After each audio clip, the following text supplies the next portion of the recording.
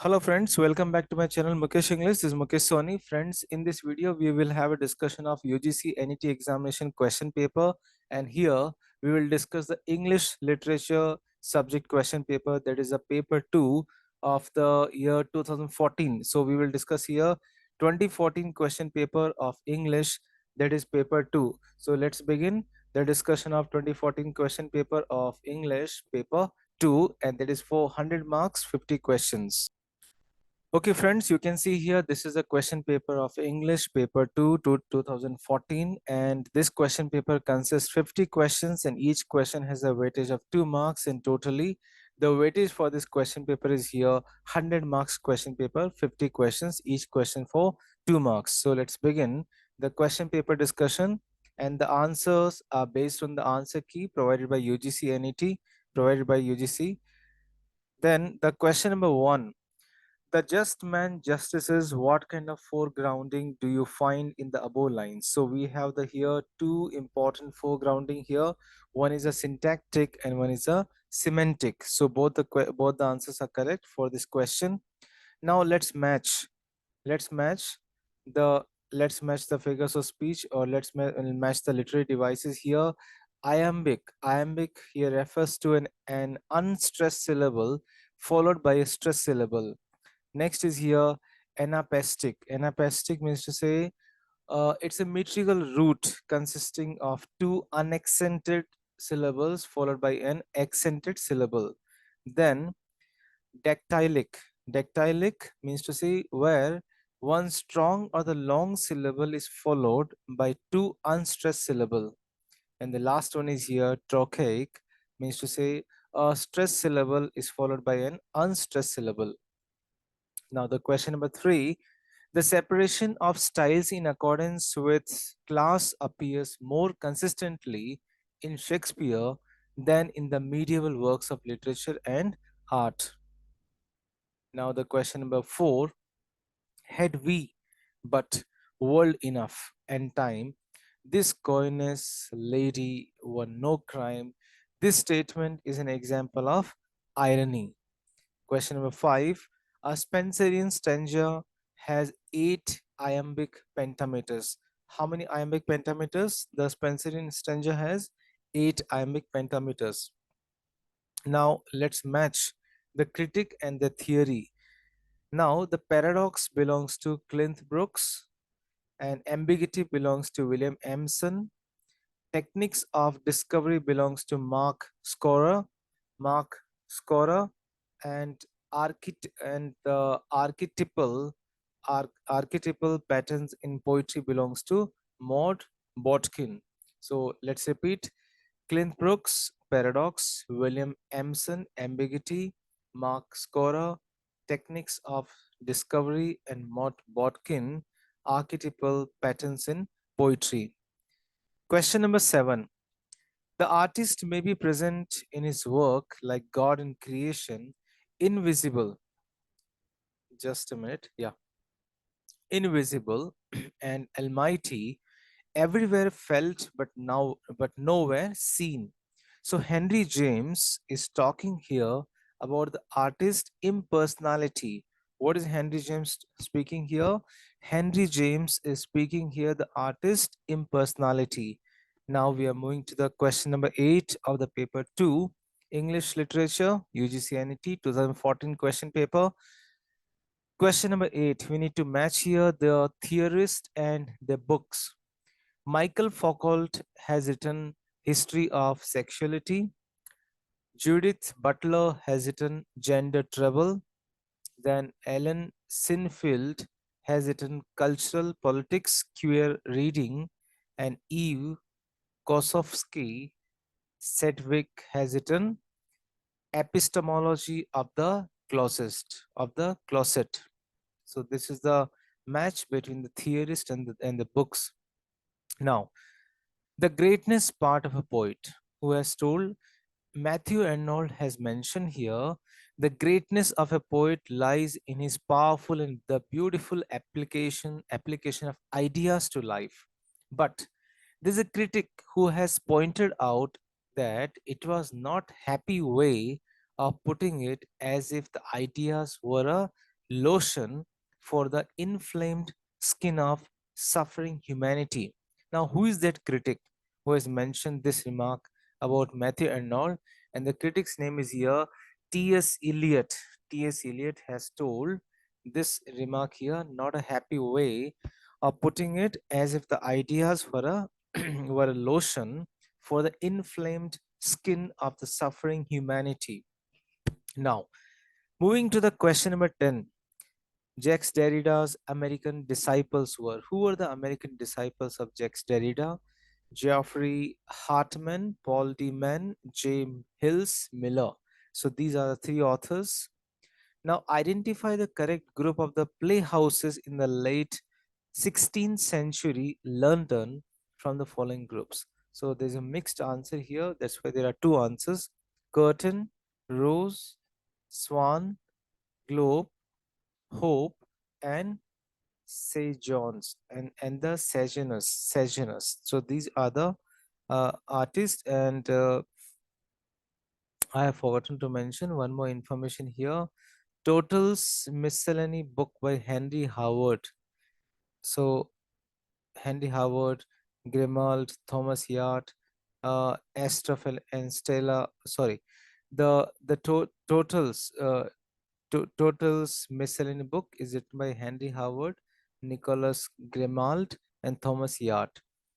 Astrophel and Stella is a poem written by Philip Sidney, and the Spanish tragedy is written by is it's a play written by Thomas Kidd. So this information is belongs to here to this question number 14. So we need to identify the correct match. The correct match is here only one, that the Shepherd's Calendar, which was published, the Shepherd's Calendar, published in 1579. It's a book by Edmund Spencer, and the Totals Miscellany, 1557, Astrophel and Stella, 1591, The Spanish Tragedy, it was published about 1585. Now, let's move here. I missed a few questions. Question number 12. Keep up your bright sword, for the dew will rust them. Good Signor, you shall more command with ears than with your weapons. So these lines are addressed by Othello. To whom? To Barbentio, Rodrigo, and officers. Rodrigo and officers. Now the question number 13. Act 5 of Marlowe's Edward II shows the murder of the king. And where does it take place? It takes place in a room in the Berkeley Castle. In a Berkeley Castle. Let's identify the match here. Shepherd's Calendar, 1579, written by Edmund Spencer. The Totals Miscellany, written by whom? We have given extra information here. That's written by Henry Howard, Nicholas Grimald, and Thomas Yard. Astrophel and Stella, it's a poem by Philip Sidney. Spanish Tragedy, you should remember, it's very important. It's a play by Thomas Kidd. Now, question number 15, we need to match the authors and the work.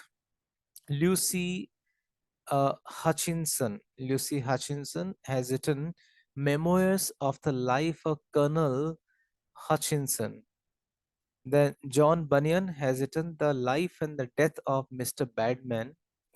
John Evelyn, John Evelyn has written Silva, or a Discourse of Forest Trees. Then Margaret Cavendish has written Nature's Pictures. Now we are moving to question number 16.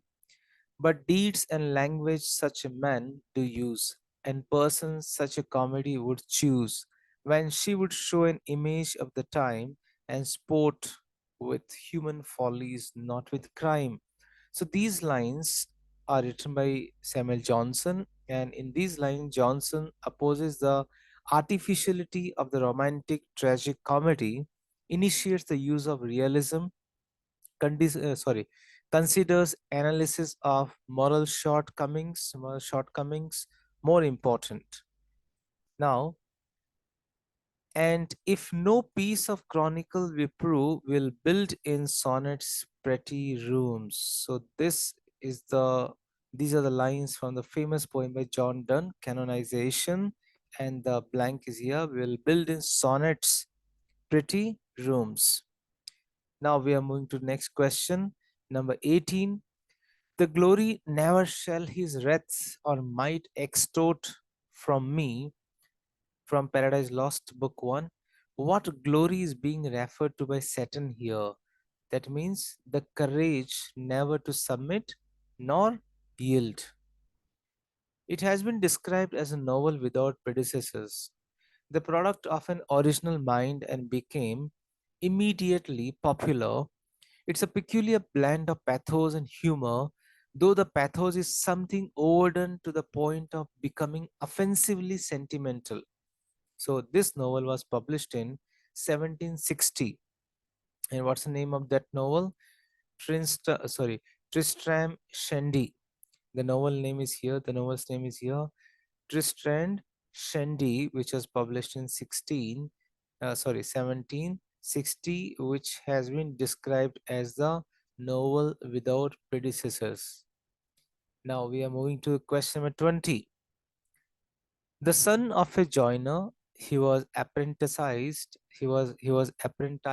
as a painter.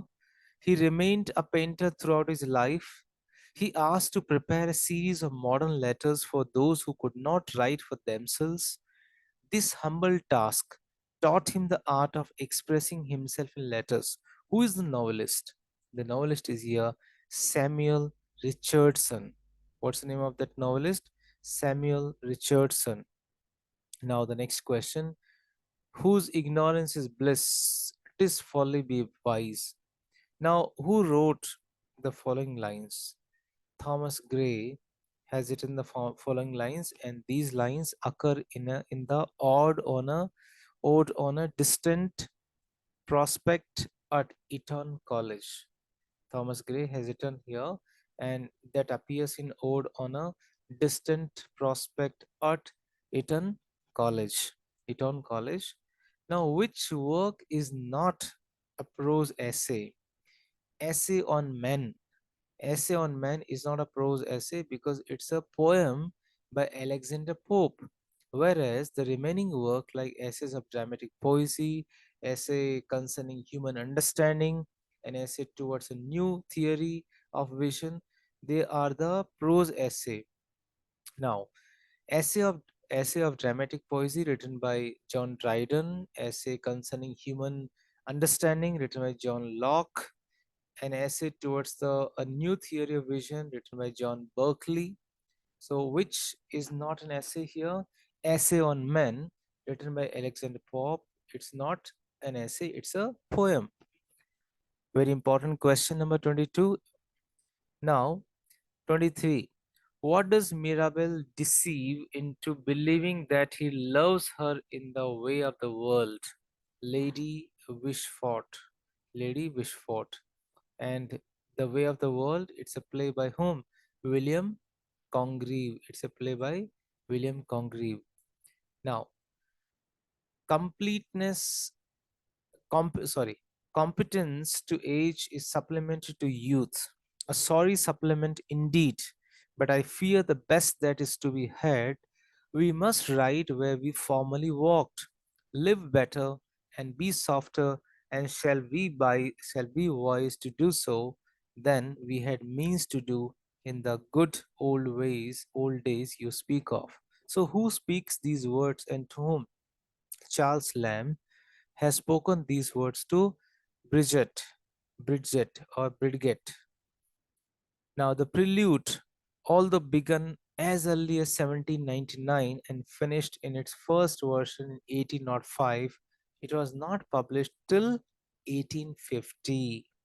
So, though it was written till 1805, but even though it was not published till 1850, a rosy sanctuary will I dress with the wreathed trellis of a working brain. So these lines appear from Ode to Psyche, written by John Keats. Love seeketh only self to please, to blind another to its delight. This selfish and possessive nature of love is illustrated in which poem of William Black? The Clod and the Pebble. The selfish nature of love has been mentioned in the famous poem by William Black, that is The Clod and Pebble. Now we are moving to question number 28. Who is the author of Marry the Unfinished the Wrongs of Woman? The author is here Mary Wollstonecraft. Now identify the wrong factor in Henry James' theory of the novel. The wrong factor is here. It should be sentimental. So what is the correct factor of Henry James' theory of the novel? It should be objective. It should be realistic. It should be viewed as an artistic form. Now the question number 30. We need to match the novels and the characters. Now, Molly Bloom is the character from Tennyson's Ulysses.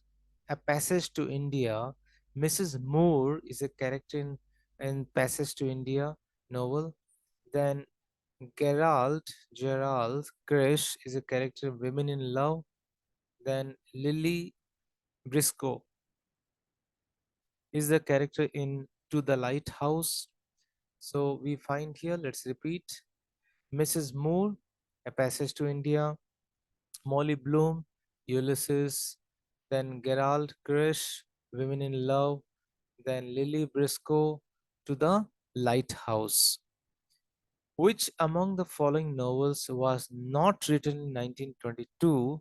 That is A Passage to India by E.M. Foster, because it was written in 1924.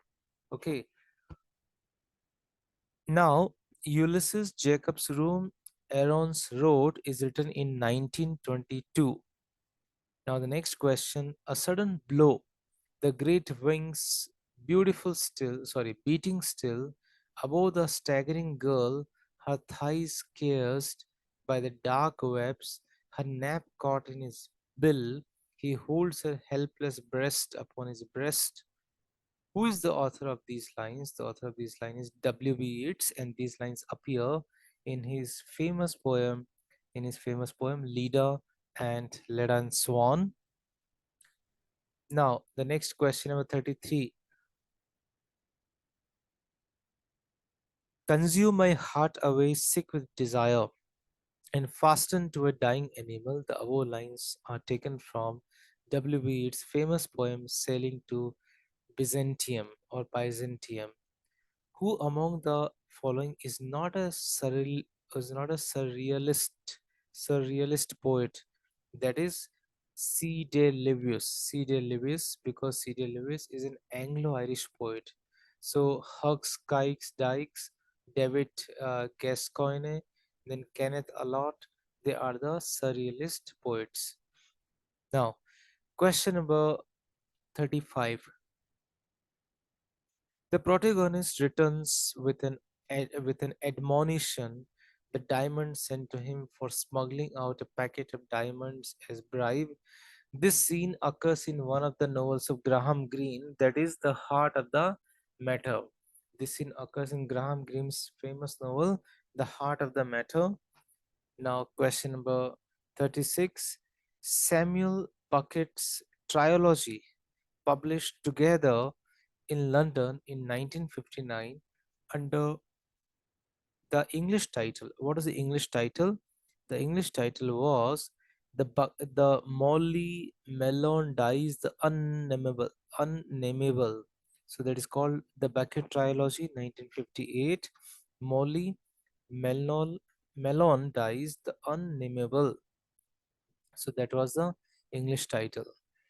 Among the following playwrights, who was awarded Pulitzer Prize in 1920? That is Eugene O'Neill. Neil was awarded Pulitzer Prize in 1920. Now, D.H. Lawrence popularized which concept in his novel? Which concept? Primitivism. Primitivism. That concept was introduced by D.H. Lawrence in his novels. Who among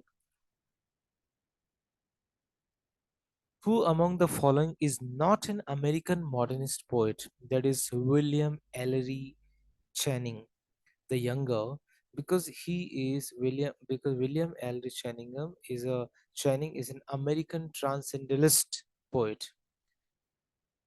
So Ezra Pound, William Carlos, and Marian Moore, they are the American modernist poet.